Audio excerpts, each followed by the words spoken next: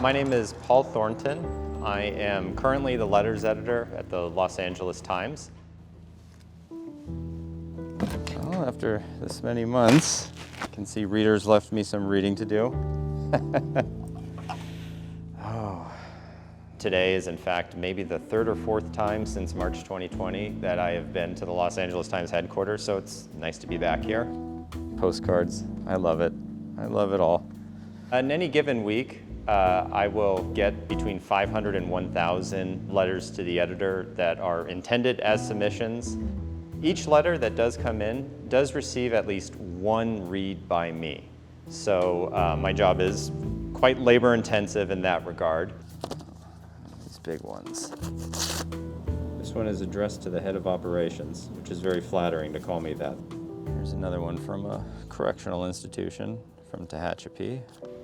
Often people who don't have access to email or Twitter or really the internet will write into us via snail mail. And over the years, an outsized portion of those letters are written by seniors, by people experiencing poverty, sometimes homelessness, sometimes these are people in jail. And my big regret is not being in the office to be able to read those letters as they come in. There have been a greater proportion of letters this year that have actually really hit me hard. Just recently I published several letters from seniors whose letters were actually difficult for me to edit because they were sad to read. Seniors wrote about their loneliness, they wrote about losing spouses. I received a lot of letters from people who had a friend who had a parent, a brother or sister who died, and decided to write a letter to the Los Angeles Times about it. These letters were incredibly moving. I think this year in the pandemic, more than any other period in my 10 years of doing this job, more letters have stuck with me emotionally than ever before.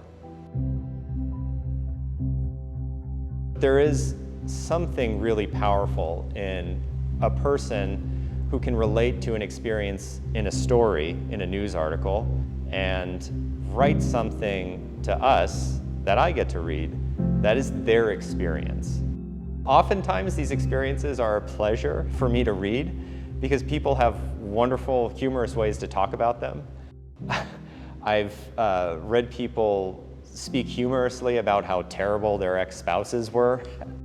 Now this one seems to be complaining about the state of the city of Los Angeles. People in power really do read our letters page.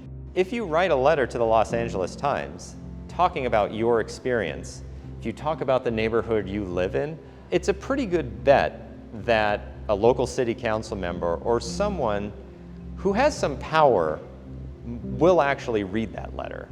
And I think a series like this, based on the letters that people write to the LA Times, can very well supplement our journalism, and not necessarily talking only about the big story, but making kind of a big story out of this one person's experience, because that is a person's world, is their experiences.